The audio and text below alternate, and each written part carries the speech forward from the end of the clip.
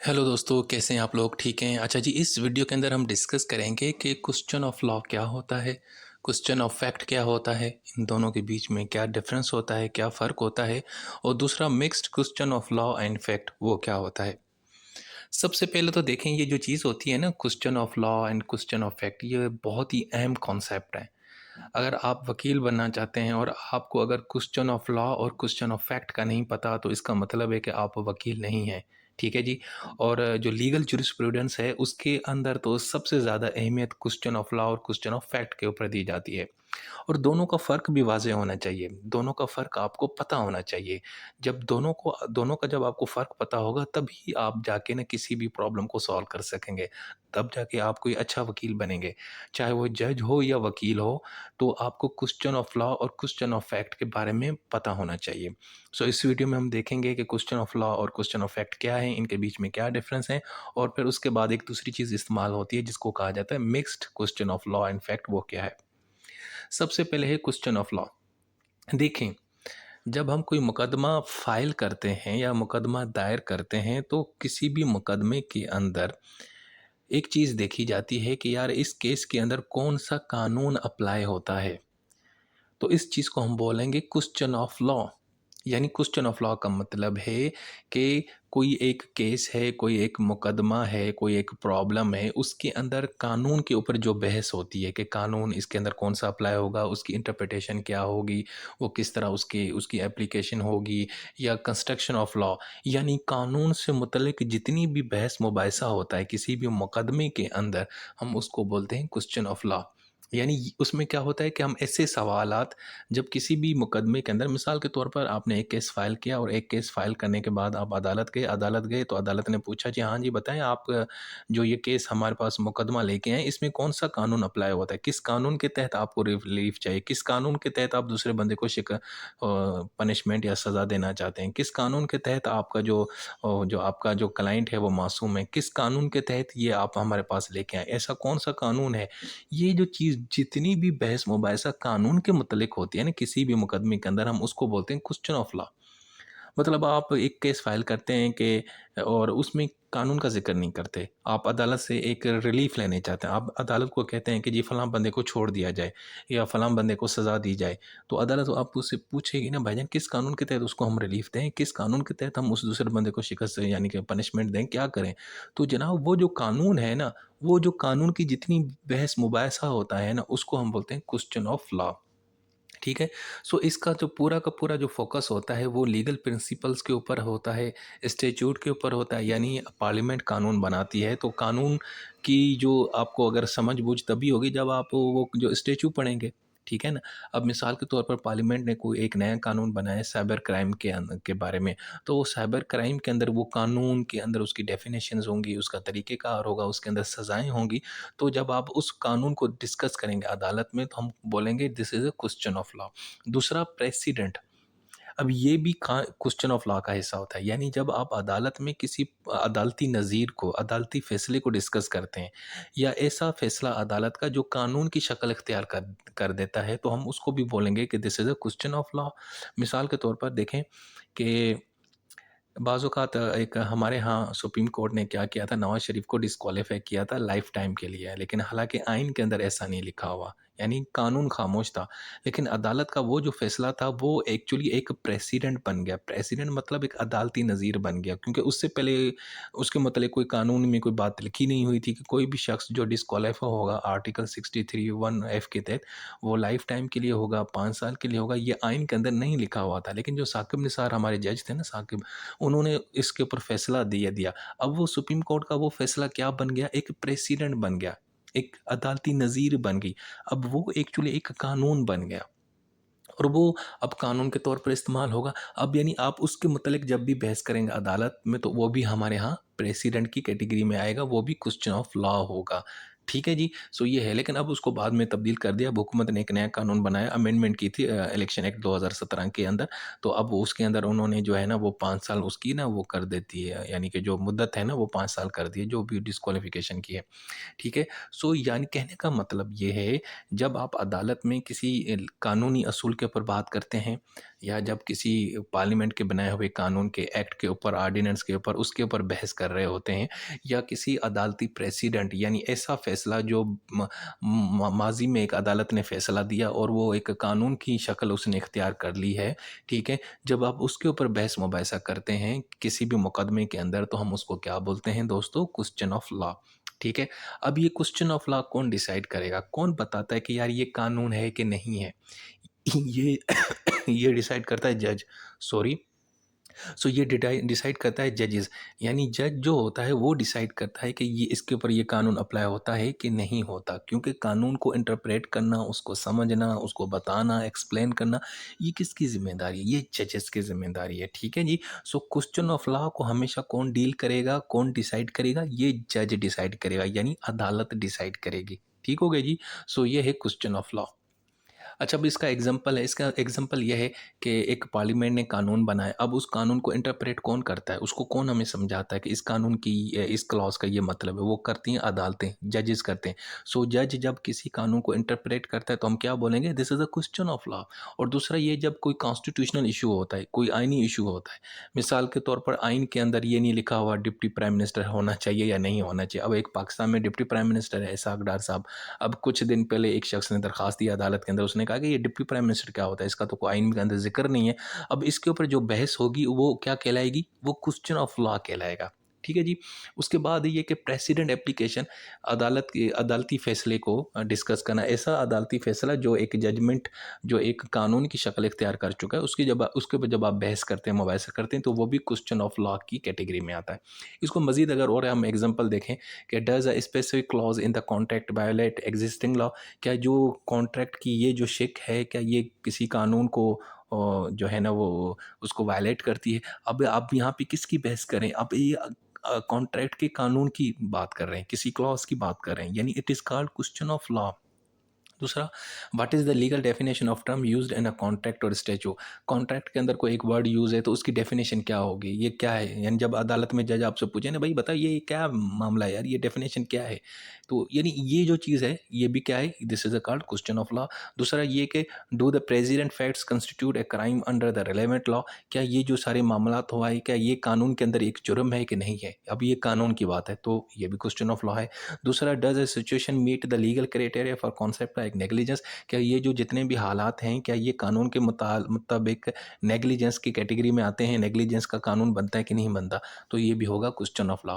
So question of law का मतलब simple ये है दोस्तों, किसी भी मुकदमे के अंदर जब आप किसी कानून के ऊपर बहस करते हैं, कानून को समझने की बात करते हैं, या किसी अदालती फैसले को बहस करते हैं जो एक कानून बन चुका होता है, तो हम उसको बोलते हैं क्वेश्चन ऑफ लॉ। और ये कौन डिसाइड करता है? ये जज डिसाइड करता है, क्योंकि जज का काम होता है कानून को इंटरप्रेट करना।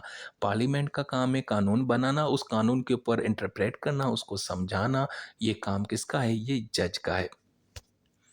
अच्छा जी, अब इसका रोल क्या है लीगल प्रेसिडिंग में? क्वेश्चन ऑफ लॉ जो है ना बड़ा अहम है, क्योंकि ये एक्चुअली ना बताता है कि कानून क्या है, इसकी समझ-बूझ क्या है। अगर आप फ्यूचर में उस कानून को समझना चाहते हैं, अप्लाई करना चाहते हैं, तो जब क्वेश्चन ऑफ लॉ जो है ना वो क्लियर होगा तो वो आगे फ्यूचर में भी यूज़ होगा, ठीक है? यानी कि फ्यूचर के लिए भी आप इसको इस्तेमाल कर सकते हैं, ठीक है? अगर एक मिसाल मैं आपको देता हूँ कि कॉन्स्टिट्यूशन में कोई वर्ड लिखा हुआ है अयास, अब उसको उसकी समझ नहीं है किसी को, लेकिन एक अदालत ने बता दिया कि अयास का मतलब है अच्छा इंसान, ठीक है? अब ये क्या हो गया? ये एक लीगल केस है, ये उसने इंटरप्रिटेशन दिया। अब ये जो जो उसने अदालत ने फैसला दिया है कि अयाज का मतलब है अच्छा इंसान, अब ये फ्यूचर में भी इस्तेमाल होगा, फ्यूचर में भी अदालतें इसका ज़िक्र करेंगी। तो यानी ये क्वेश्चन ऑफ लॉ आगे फ्यूचर में भी इस्तेमाल होगा। ठीक है जी? सो ये भी एक क्वेश्चन ऑफ लॉ। उसके बाद इसकी सिग्निफिकेंस क्या है? यार एक तो ये कंसिस्टेंट होगा और इससे हमें पता होगा कि भई इस कानून का क्या मतलब है, इस कानून का किस तरह इस्तेमाल करना है, लीगल क्लैरिटी आएगी। और दूसरा ये है कि हमें फिर ये पता होगा कि किस मामले के ऊपर अदालत बहस करेगी, किस मामले के ऊपर अदालत जो है ना अपनी पावर इस्तेमाल कर सकती है, उसको रिव्यू कर सकती है, ठीक है? तो जो जब यानी कि क्वेश्चन ऑफ लॉ एक्चुअली जो हायर कोर्ट्स हैं उनको इनेबल करता है कि वो लोअर कोर्ट्स के फैसले को देखें। बाज़ औक़ात जो छोटी अदालतें हैं ना, वो कानून का सही इस्तेमाल नहीं करती, उनको कानून की समझ नहीं आती, एवें ना कोई फ़ैसला दे देती हैं। तो बड़ी अदालतें फिर देखती हैं कि भैया ये आपने कानून का उनको बाज़ औक़ात छोटी जो अदालतें होती हैं ना, जो छोटे जजेस होते हैं बेचारे नए-नए, उनको कानून की समझ नहीं होती और वो कानून गलत इस्तेमाल करते हैं केस के अंदर, गलत सज़ा दे देते हैं या गलत फ़ैसला दे देते हैं क्योंकि उनको कानून की समझ नहीं आती, ठीक है? तो बड़ी अदालत क्या करती है, उनको रिव्यू करती है, रिव्यू करके उस कानून को बेहतर कर देती हैं और ऐसे बहुत सारे एग्ज़ाम्पल हमें मिलते हैं तारीख़ के अंदर, जब लोअर कोर्ट्स के जो फ़ैसले हैं वो कानून के मुताबिक, क्योंकि उन्होंने कानून को सही इस्तेमाल नहीं किया होता, तो समझा नहीं होता, तो बड़ी अदालतें उनको दुरुस्त करते हैं, उसका रिव्यू निकालते हैं, यानी उसका जुडिशियल रिव्यू करते हैं। ठीक है जी? सो ये हो गया हमारा क्वेश्चन ऑफ क्या कहते हैं, लॉ। ठीक है, इसके हवाले से एक मैंने डेफिनेशन आपको एग्जांपल देना था, वो एग्जांपल भी मैंने आपको सारे बता दिए। अच्छा जी, अब हम देखते हैं क्वेश्चन ऑफ फैक्ट्स। अब ये क्या है? देखो, कोई भी जो मुकदमा होता है ना, कुछ उसके अंदर फैक्ट्स होते हैं। फैक्ट्स का मतलब क्या है कि उसके अंदर कुछ इवेंट्स होते हैं, कुछ हालात होते हैं। मिसाल के तौर पर ए ने बी को मर्डर किया। ए ने बी को मर्डर इसलिए किया कि बी उसको गालियाँ दे रहा था। अब ये जो गालियाँ देना है, ए ने जिसका मर्डर किया है, अब ये क्या है किसी केस के, इसको बोलते हैं फैक्ट्स, कि ए ने बी को मारा क्योंकि बी उसको गालियाँ दे रहा था। अब ये जो मैंने सारी चीज़ आपको बताई, ये इवेंट है, ये एक वाक़या है और इसी इसी को क्या बोलते हैं, फैक्ट्स। जब किसी भी अदालत के केस के अंदर जब आप फैक्ट्स के ऊपर डिस्कस करते हैं कि सर ये मामला यूँ यूँ यूँ यूँ हुआ, उसने उसको ऐसे किया, उसने ये किया, वो किया, ये किया, वो किया, ये किया, वो किया, ये जितनी भी बहस होती है ना भाई, ये होती है फैक्ट्स की। तो इस बहस को हम क्या बोलते हैं, क्वेश्चन ऑफ फैक्ट्स। ठीक है, यानी क्वेश्चन ऑफ फैक्ट्स में ये होता है कि इस केस के अंदर क्या हुआ, उसने कैसे मारा, उसको उसने जब ए ने बी को मारा तो किस वेपन से मारा, क्या उसने सबके सामने मारा या छुप के मारा, क्या उसने जहर दिया या गला दबाया, क्या किया, मतलब ये जो सारी चीज़ होती है ये फैक्ट्स हैं। और इसमें कौन सा सबूत है, किसने देखा ए को बी को मारते हुए, क्या सी ने देखा या डी ने देखा या ई ने देखा या एफ ने देखा।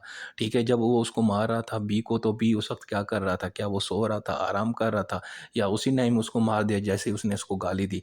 अब ये जो सारी मैंने बहस की, ये क्या, this is called question of fact. ठीक है जी। इसके अंदर मज़ीद ये भी है कि जब जो क्वेश्चन ऑफ लॉ ना हो ना, क्वेश्चन ऑफ लॉ से यानी कानूनी बहस मुबाहिसे के अलावा बाकी जितने भी सवालात होते हैं केस के अंदर, वो क्वेश्चन ऑफ फैक्ट्स कहलाते हैं। इसका सारा फोकस क्या होता है कि केस के अंदर क्या हुआ, ठीक है, कौन से एविडेंस अदालत के अंदर पेश किए गए, अदालतों में जो डॉक्यूमेंट पेश किए जाते हैं, जो टेस्टिमनीज़ दी जाती हैं, शहादतें दी जाती हैं, सबूत प्रोवाइड किए जाते हैं, यानी ये सारी चीज़ें जो है ना, इनको बोलते हैं क्वेश्चन ऑफ फैक्ट। सो अदालत हमेशा क्या करती है, जब केस आता है तो केस में ना एक क्वेश्चन ऑफ लॉ होता है कि इस केस के अंदर कानून कौन सा इस्तेमाल होगा, दूसरा क्वेश्चन ऑफ फैक्ट्स के फैक्ट्स के बारे में सवालात किए जाएंगे, उसको डिस्कस किया जाएगा, उसको हम बोलेंगे क्वेश्चन ऑफ फैक्ट्स। इसका एग्जांपल हम देखते हैं। अच्छा, अब ये डिसाइड कौन करेगा? देखें, अगर वहाँ पे ज्यूरी का कॉन्सेप्ट है तो ज्यूरी करेगी, नहीं तो जज करता है, यानी ये भी क्वेश्चन ऑफ फैक्ट भी जज ही जनाब ये इसको डिसाइड करेगा। अब इसके एग्जांपल हैं, एक तो ये है कि जब आप एविडेंस, किसी भी केस के अंदर कोई सबूत होते हैं ना, एविडेंस, उसको जब आप वियोलेट करते हैं, उसको सुपरवाइज करते हैं, उसको देखते हैं, परखते हैं, डिटरमाइन करते हैं कि ये जो विटनेस दिया गया है, या कि किसी केस के अंदर कोई गवाह आता है, वो कहता है जी मैंने ए को देखा कि वो बी को मारा था। अब वो जो गवाही दे रहा है, क्या वो जो विटनेस है वो सही है, क्या वो क्रेडिबल है, क्या वो झूठा बंदा तो नहीं है। अब वो यानी कि ये किस में आता है, ये क्वेश्चन ऑफ फैक्ट के अंदर आता है।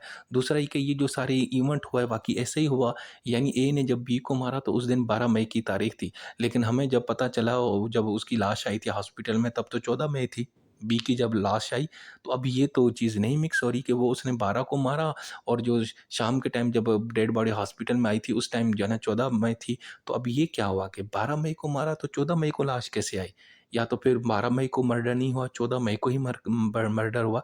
अब ये इवेंट्स को आपने रिकंस्ट्रक्ट करना होता है, ये भी आप किस में देते हैं, देखते हैं क्वेश्चन ऑफ फैक्ट के अंदर देखते हैं। दूसरा ये कि इस केस के अंदर आप इंटेंशन को भी डिटरमाइन करते हैं कि अगले बंदे ने जो जुर्म किया है वो किस इंटेंशन के साथ किया है। क्या वाक़ई ए ने बी को मारा था, या एक्सीडेंटली बेचारे से फायर बज गया, उसको समझ नहीं आ रही थी, ये सारा केस, ठीक है। और दूसरा ये भी देखना है, इसकी मज़ीद हम एक अगर एग्जांपल देखें, क्या जो डिफेंडेंट है उसने वाक़ई कॉन्ट्रैक्ट को तोड़ा? अब कॉन्ट्रैक्ट की कानून के ऊपर हम यहाँ बात नहीं करते, हम ये देखते हैं कि जो शख्स है उसने उसको तोड़ा है कि नहीं तोड़ा। तो अभी जब ये बात करते हैं ना, तो इसको हम बोलते हैं फैक्ट।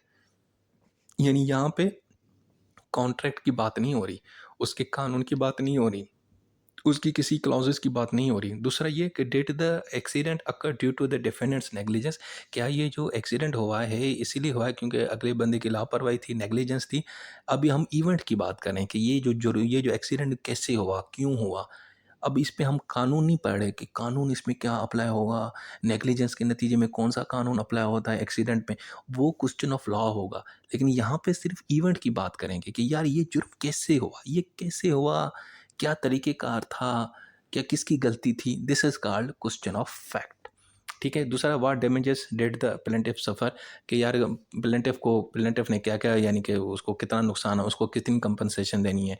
ठीक है ना? मिसाल के तौर पर आप अदालत जाते हो, आप अदालत में कहते हो यार ए ने मेरे घर चोरी किया और मैंने इतना नुकसान किया है, काइंडली वो चीज़ें मुझे वापस दी जाएँ। अब वो जो पैसा दिया जाएगा उसके ऊपर जो बहस होगी वो क्वेश्चन ऑफ फैक्ट होगा। ठीक है जी? अच्छा, इसका रोल क्या है प्रोसीडिंग के अंदर? इसका सिंपल रोल ये है कि इसके अंदर आपको जब क्वेश्चन ऑफ फैक्ट के ऊपर होते हैं तो इससे आपको केस सॉल्व करने में मदद मिलती है। आपको पता चल जाता है कि एविडेंस क्या था, ठीक है, उसकी क्रेडिबिलिटी क्या है, उसको किस तरह आपने, जब आपको केस के फैक्ट्स के पता होंगे ना, तो फिर आपको आसानी हो जाएगी। अगर आपको केस के फैक्ट्स पता नहीं कि ये इवेंट कैसे हुआ, ए ने बी को कैसे मारा, कब मारा, क्या हुआ, तो इसलिए अक्सर हमारे जो सीनियर वकील हैं वो ये कहते हैं कि कोई भी मुकदमा होता है ना, उसके फैक्ट्स क्लियर होने चाहिए आपके, उसके ऊपर आपकी ना पावर होनी चाहिए। मैं आपको एक और एग्जांपल देता हूँ। एग्जांपल ये है कि ए ने ना, एक लड़का है, उसने एक बी को ना, लड़की को ना, वो जो है ना उससे जाके शादी कर ली। ठीक है ना? उसको घर से भगा के शादी कर ली। अब वो जो लड़की के जो वालिदैन हैं वो ये कहते हैं कि जी हमारी बेटी को अगवा किया गया है। ठीक है? जबकि एक कहता है कि नहीं जी, वो तो लड़की मेरे साथ खुद ही रजामंदी आ गई है और वो लड़की बालिग है, एडल्ट है और हमने आपस में कोर्ट मैरिज कर ली है। अब ये क्या, ये फैक्ट्स हैं केस के। एक एक वर्जन वो है फैक्ट्स का, एक वो है, लेकिन ये एक फैक्ट्स क्लियर है कि लड़की ने क्या किया, शादी किया है और लड़की घर से भाग के शादी की है। अब वो अपनी रजामंदी से गई थी या उस लड़के ने उसको अगवा किया, ये एक डिफरेंट बहस हो जाएगी। तो केस के जो फैक्ट्स होते हैं वो हमें पता होने चाहिए। ठीक है? सो अगर आप अच्छा वकील बनना चाहते हैं तो आपको केस के फैक्ट्स के ऊपर ग्रिप होनी चाहिए। अगर आपको ये नहीं पता कि यार ए ने बी को जो है ना दिन के किस टाइम भगाया था, यानी लड़के ने लड़की को जब घर से निकाला तो वो रात का टाइम था, सुबह का टाइम था। अगर आपको ये नहीं पता होगा, आपको अदालत कहेगी भाई आपको तो केस के फैक्ट्स का ही नहीं पता है, हमें आके मुँह उठा के इधर आ गए हो। सो फैक्ट्स का पता होना बड़ा लाज़मी है। तो क्वेश्चन ऑफ फैक्ट के क्या सिग्निफिकेशन है, क्या अहमियत है? एक तो यार ये ना केस स्पेसिफिक होते हैं, हर केस के अपने-अपने फैक्ट्स होते हैं। देखो ना, अल्लाह माफ़ करे, दुनिया में पता नहीं कितने डेली मर्डर्स होते हैं, तो हर मर्डर का अपना-अपना तरीक़ेकार, हर कोई कैसे मरता है, कोई कहाँ मरता है, ठीक है ना? तो हर एक के फैक्ट्स अलग-अलग होते हैं, ठीक है जी? इसी तरीके से जो एविडेंस है ना, वो पेश किए जाते हैं। जब फैक्ट्स की हम बात करते हैं तो एक्चुअली हम सबूतों की बात करते हैं कि यार किसने इसको देखा है मारते हुए? क्या तुमने वाक़ई, तुम्हारे पास सबूत है कि इसी बंदे ने ही यहाँ से चोरी की है? तो ये सारा फैक्ट्स है। दूसरा ये है कि इन फैक्ट्स को ना हम क्या करते हैं, इसके अंदर हम अपना रोल अदा करते हैं और हम उनको इंटरप्रेट करने की कोशिश करते हैं, एविडेंस को इंटरप्रेट करने की कोशिश करते हैं। ठीक है ना? सीसीटीवी फुटेज के ज़रिए, डॉक्यूमेंट्स के ज़रिए, लोगों के बयानात के ज़रिए हम एविडेंस को इंटरप्रेट करते हैं और समझने की कोशिश करते हैं। फिर जाके हमारा केस जो है ना वो हल हो जाता है, प्रॉब्लम हल हो जाता है। अच्छा जी, तो ये हो गया question of law and question of fact. अच्छा, अब जब दोनों को इस्तेमाल करेंगे ना तो हम क्या बोलेंगे, question of law and fact. यानी कोई भी केस होता है ना, उसके 2 कंपोनेंट होते हैं। एक लीगल, यानी कि यहाँ पे कानून क्या अप्लाई होगा, और दूसरा ये कि इसका फैक्चुअल कंपोनेंट, यानी इसके अंदर फैक्ट्स क्या हैं। ठीक है ना?